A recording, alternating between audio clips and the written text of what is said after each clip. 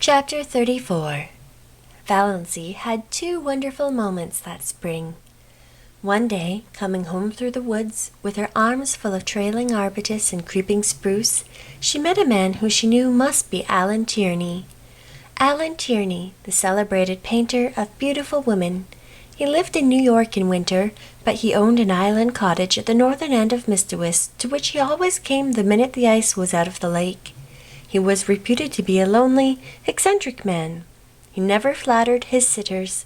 There was no need to, for he would not paint anyone who required flattery. To be painted by Alan Tierney was all the cachet of beauty a woman could desire. Valency had heard so much about him that she couldn't help turning her head back over her shoulder for another shy, curious look at him. A shaft of pale spring sunlight fell through a great pine athwart her bare black head and her slanted eyes. She wore a pale green sweater and had bound a fillet of linnea vine around her hair.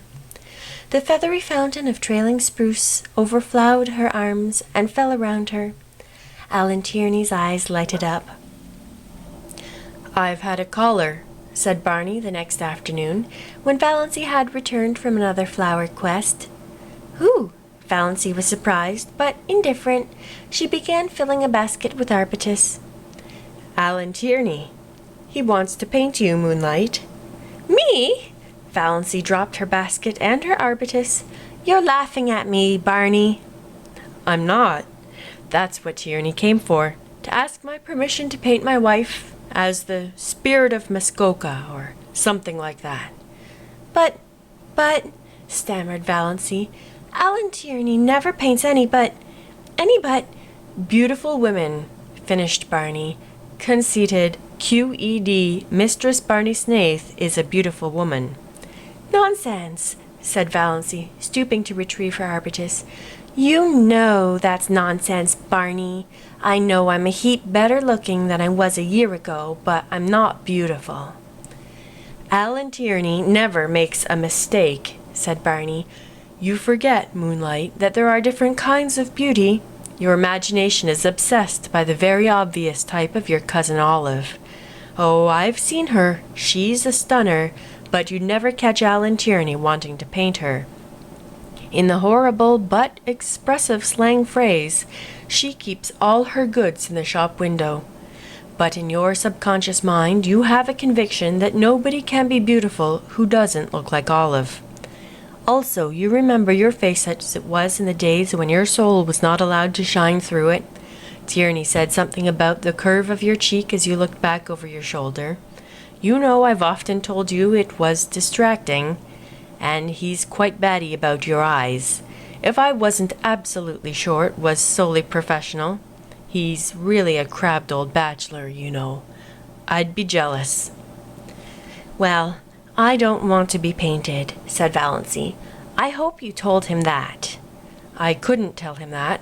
I didn't know what you wanted, but I told him I didn't want my wife painted, hung up in a salon for the mob to stare at, belonging to another man, for of course I couldn't buy the picture.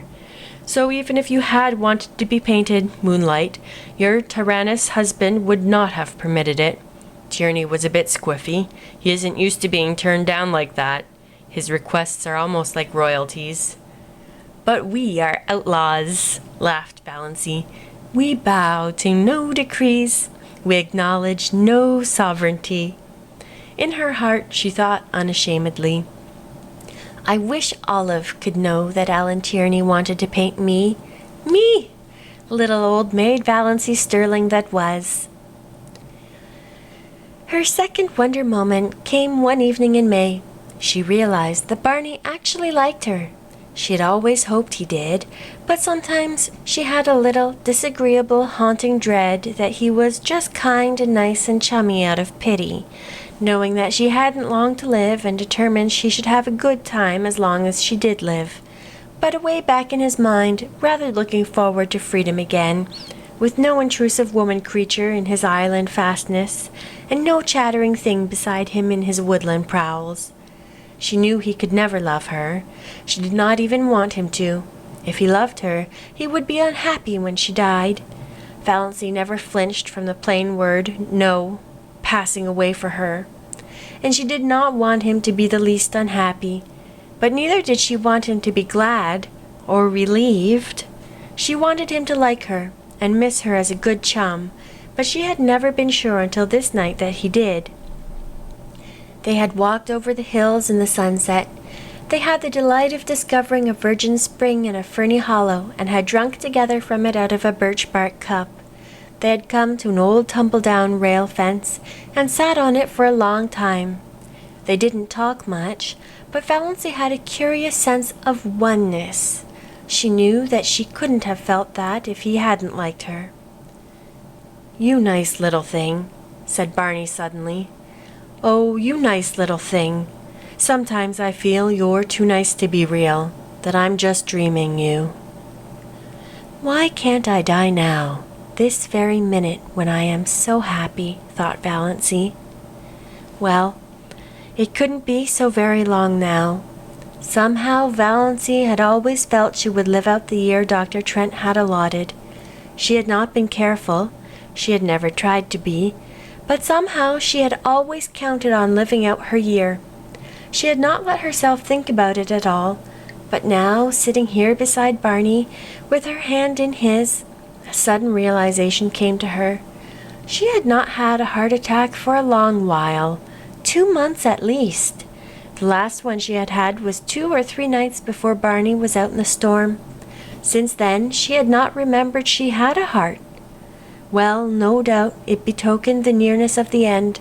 Nature had given up the struggle. There would be no more pain. "I'm afraid heaven will be very dull after this past year," thought Valancy. "But perhaps one will not remember. Would that be nice? No, I don't want to forget Barney.